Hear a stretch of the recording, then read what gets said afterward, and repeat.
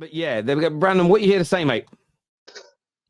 Do you know what? Right, I think there'll be a lot of rival fans out there that will take the piss, and you know, rightly so, because of where Manchester United are at the moment. And I want to be serious when I say this, so don't laugh, right? But is Sam Allardyce actually available? No. We'll see you later. We'll get ready for that. You're backstage, go away. I don't want to talk about it. Just stop it. Stop it. Tell. Listen.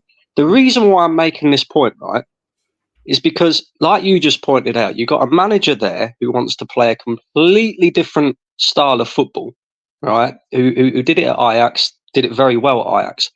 It's very clear to see that Manchester United don't play that style of football under him, are never going to play that style of football under him.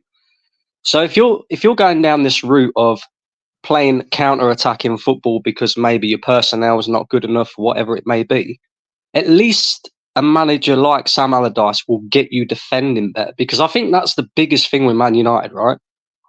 When it comes to the way that you're playing at the moment, you're not good enough in both boxes. Like, attacking-wise, you know, Marcus Rashford, what did he have today? 4 touches?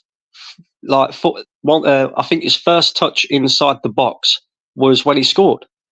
And then defending-wise, like, some of your defending's been atrocious this season, absolutely atrocious. So a manager like a Sam Allardyce, who sets up to defend more and then hit on the counter, will probably get better out of these players, in all seriousness, right? Yeah, Brandon, I'm not even gonna lie. Conte's available if you want to. Yeah, or Conte. And then again, right? For as poor as Man United have been last year, 9th defeat this season in the Premier League, 15, you know, in all competitions. You're only 9 points off Arsenal. Like, if you get this right and you sack this manager now and get the next appointment right to get the best out of the players that are currently at the club, you could still make top 4. That's how crazy this is. Do you know what I mean? I hear that. I hear it. Logically and mathematically, that makes sense. Cool. But in reality, where we are as a club, we don't actually need no resurgence. We don't need no scraping top 4 out of nowhere. We don't need that. We literally need shock to reality, back down to the floor. Let's just literally rebuild the whole thing. So that's what. Listen, I don't want Champions League because we get embarrassed again. I don't want Europa League. I don't even want Conference League because why are we there? So, the thing is, I've been saying that too. Like, I've even when we were in the Champions League this year, and everybody was all like, "Oh, like we're losing these games." I'm sitting there being like, "Y'all are watching this team. What makes you want to move forward?" And like Neeks gave it to me for this, being like, "Well," and Dizzy too, and I get it. You should want to win every tournament you're in, but I'm sitting there being like, we're just delaying extreme pain. If we somehow get to the knockouts, we're going to get crushed by whoever we play, right?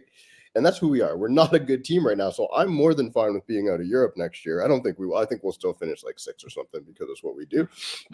But I hear Brandon's point on bringing in a manager that will steady the ship and do what we do best, which is counterattacking football. It really is. Like, that's like, at the end of the day, tuck your tail and be like, "Yo, Ollie, you're not going to be the permanent guy, but you want to come in and bring the vibes back." Like, I would be like, "Cool, that makes sense." You know why? Because hopefully he's not staying, right? My only worry about hiring any new manager at this stage, especially when we talk about a Conte or anybody like that, those guys are going to want long-term contracts. I don't want to see anybody get a long-term contract until SJR has put the right people in place. We know there's 2 new board members coming. Jean Blanc and the one dude, I can't say this British guy's last name, but the other guy, Bradswells. Yeah, that dude. So Brailsford. Yeah. Brailsford. Both of those guys are on the Brailsford. Yeah, okay, whatever. That sounds good enough. Yeah. I'll take it. Anyway, Sir Brailsford, whatever. That dude, I knew I was saying it wrong too, right? It just doesn't sound right coming from me. But that dude and Blanc are going to be on the board. So we know those 2 positions are filled. Those are 2 important positions because they're going to be making decisions. Now we need the sporting director and the recruitment to change. Once that all happens and we go, right, here's a manager, I will be happy. I cannot, and I still, like, yes, get rid of it, Ten Hag, but nobody can be talking about managers like Conte right now or anybody because... No, I agree. I agree. I agree. Do you know what? I actually get where you're coming from, Brandon, in the sense of mathematically our season isn't over from a top 4 point of view, could still win the FA Cup. But I do agree with KJ. And I know if you're watching, Lee, I know you'll cook me for saying this, but I don't want to write the season off per se. And I know the point is to try and win, but all of our forthcoming decisions have to be with a medium to long-term plan, because we don't have, they keep telling us every manager, we've built a new process. And then every manager reveals either during their time here or when they've left, there was no bloody process. I was told I could buy who I want to play my style, and I tried to implement it, but I couldn't do quite this. I had to do this, and they restrained this. And you sit there and go, well, we didn't try and rebuild Jose's squad. We didn't try and rebuild Ollie's squad. It's just been a continuation of the same mess. As a short-term fix, this manager's got to go. And right now, I don't want to bring someone in that's got a specific style of play, because that might not be who the new owners want to bring in. I'm not saying Sam Allardyce, but a middle-of-the-road manager that can just get us to defend well, maybe get the energy up a little bit for a few weeks until the new guy comes in. I would get done. You've got what one. I don't want us to do. What I don't want us. So guys, you've got one in house, though, ain't you? Steve McLaren. Steve McLaren's number 2. Maybe give it to him. No. Honestly, I'd rather bring back Ollie, man, because guys. So Mainoo wasn't hurt. He's not doing that. 1 second, sorry. Go on, Cam. Listen to this. So Ten Hag has come out. A dude on Twitter hit us up, KJ, and said he has no regrets over the decision to remove Mainoo. It was a tactical decision. Yeah, okay. Like now it's time. Like you're done the same as the rest of us, and you're done because Ten Hag saying that is absolutely crazy. It's like Rihanna. It's like Rihanna not giving you your own personal concert and then lying and saying, "Oh, actually, my throat's sore. That's why." I'm getting there again. No, it's ridiculous. Him saying that is a madness. And I kind of get that he's not going to come out, because we've said before, a la Sancho, that we don't want the manager coming out and saying, Scott McTominay was crap. I made the wrong decision. But the fact that he is with it, but what you do is you say, I should have brought Scott on, but maybe not for Mainoo. Maybe I should have done it. No, you can just lie. Say he's got injury. Lie. Well, yeah, no, but I turn around and think I don't want him to lie. I want him to. No, I don't. I want him to tell the truth to a degree. I want him to say, I made a mistake. Now, you don't need to throw Scott McTominay under the bus. I made a mistake. You say, I made a mistake. I should have left Mainoo on and done something else different with Scott McTominay. That's all you've got to say. And then you leave it there. But him saying what he said, it's the delusion that's coming through this man that I genuinely believe this.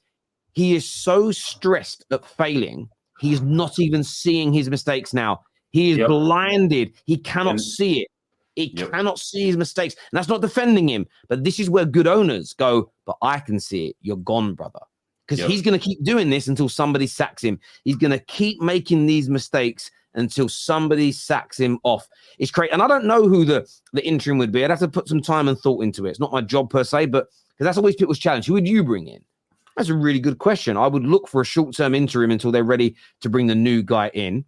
I don't care who the new guy is, but whatever he does, it has to fit the plan of action the club's going to put in place, because we need something better than this. And AJ, him now admitting that Mainoo's was tactical, what does that say to you?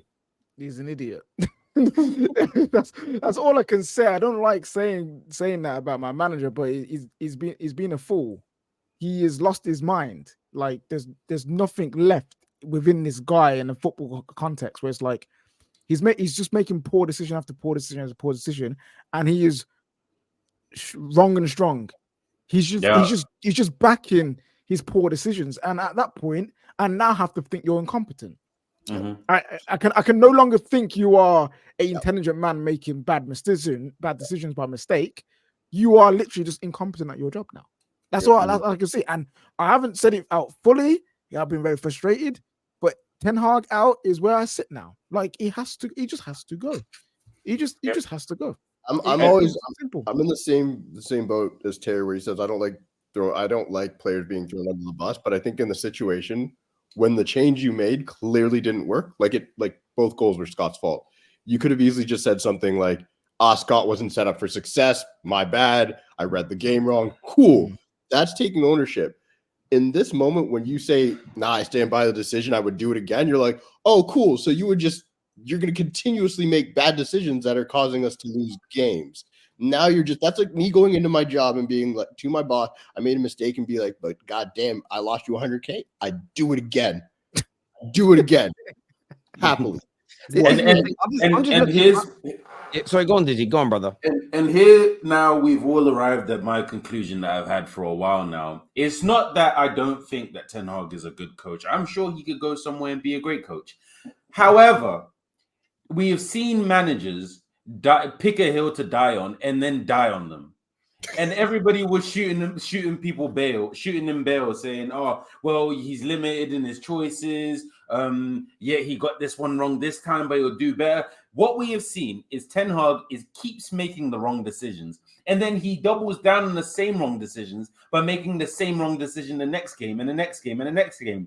It's to a point where, as football fans generally, rivals, United fans, we're all saying, why is he still playing him in this position? Why isn't he getting more minutes?